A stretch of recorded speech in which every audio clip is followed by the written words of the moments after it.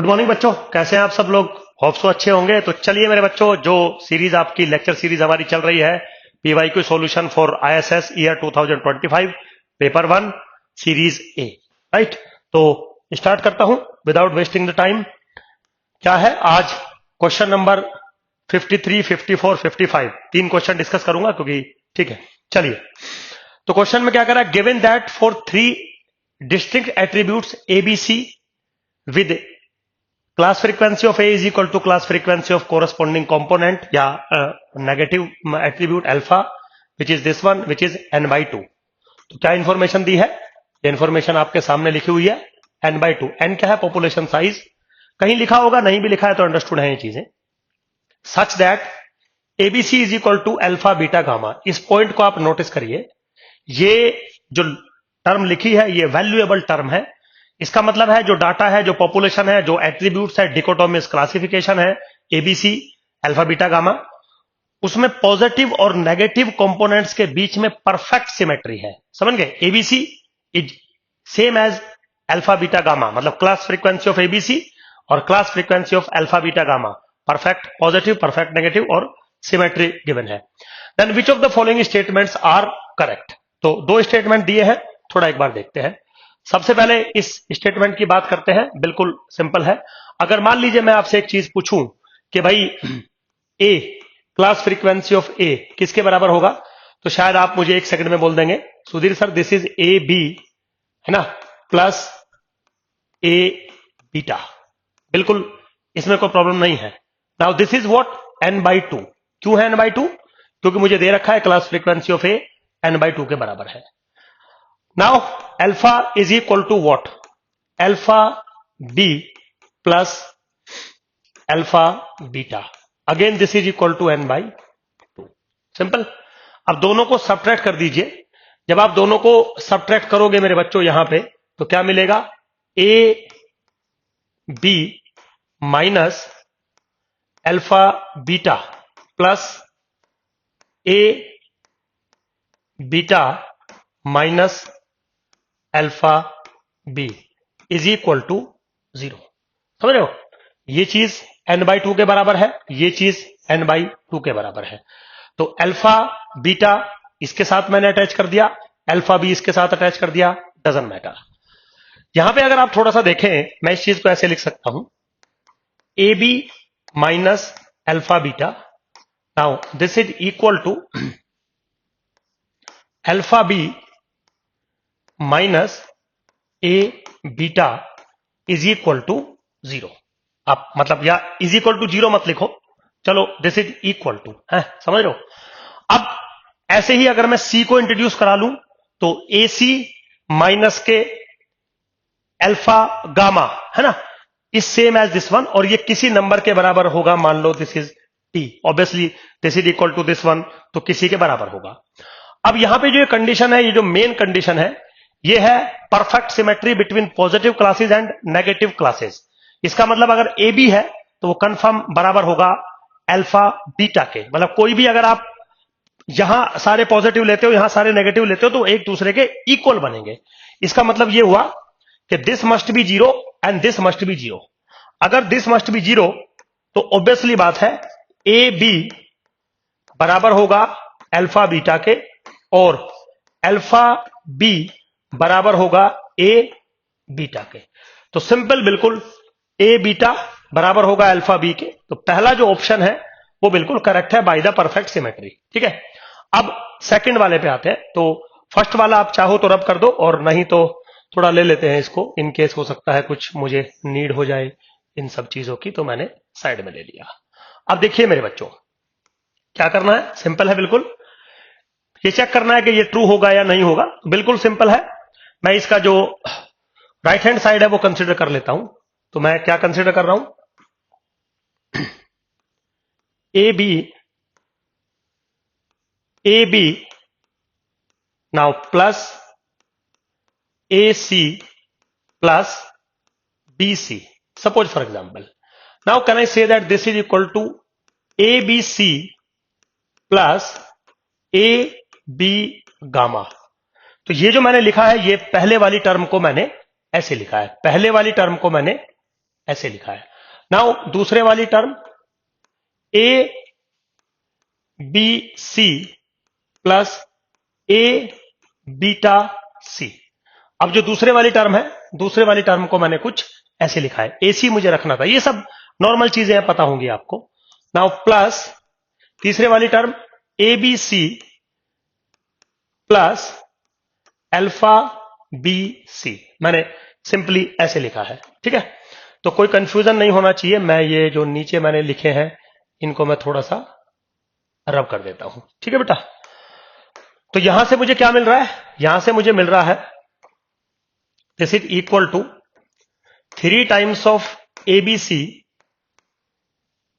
Plus A B gamma plus A beta C, now plus alpha B C, equation number star.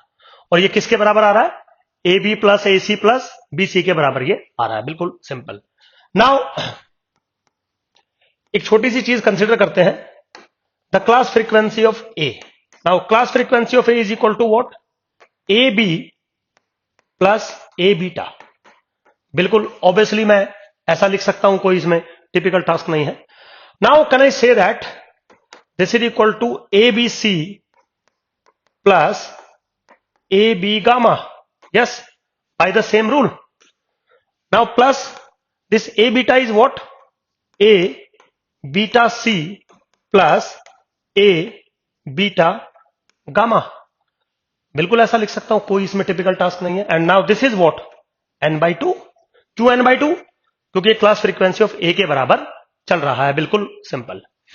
तो इसको थोड़ा सा अगर आप देखें, इसको मैं ऐसे लिख सकता हूं, A B gamma plus A beta C plus A beta gamma is equal to n/2 minus के ए बी सी। बिल्कुल लिख सकता हूं, चलिए कोई बात नहीं। अब ये जो परफेक्ट सिमेट्री वाली बात कह रहा था, A B C is equal to alpha beta gamma, इससे जो ये वाली टर्म है, ये वाली जो टर्म है, दिस वन मैं साइड में लिख देता हूं, साइड में लिख देता हूं ए बीटा गामा, इसको परफेक्ट रिप्लेस कर दीजिए अल्फा बी सी, इसकी वैल्यू बनेगी। अगर ये वैल्यू बनेगी तो आप इक्वेशन नंबर स्टार को देखिए, A B gamma plus A beta C, A beta C, A beta gamma यहां अल्फा बी सी, और A beta gamma alpha B C के बराबर है। तो ये जो वैल्यू है, ये वाली वैल्यू, ये टेक्निकली ये वैल्यू लिखी हुई है जो किसके बराबर है, n/2 माइनस एबीसी के। ठीक है, आप समझिएगा आराम से। तो मैं क्या करूंगा, इस चीज की वैल्यू को इक्वेशन नंबर 1 में पुट करूंगा, और जैसे ही इक्वेशन नंबर 1 में पुट करूंगा तो मुझे क्या मिलेगा, ए बी ऊपर से plus A C plus B C is equal to किसके बराबर था, 3abc, यानी कि 3abc। Okay, now plus n/2 minus के एबीसी। समझ गए? जैसे ही आप इसको सोल्व करोगे मेरे बच्चों, तो ट्वाइस एबीसी और माइनस के n/2 रिजल्ट मिलेगा। और किसके बराबर आ रहा है, twice ABC is equal to this minus this. ठीक है, आप इस चीज को आप इधर भेज दीजिए, है इधर ले आओ, लेकिन कुछ गड़बड़ मुझे लग रही है। एक minute, ABC is equal to 3 times of this, और ये वैल्यू डालूंगा तो प्लस के n/2 माइनस ट्वाइस एबीसी।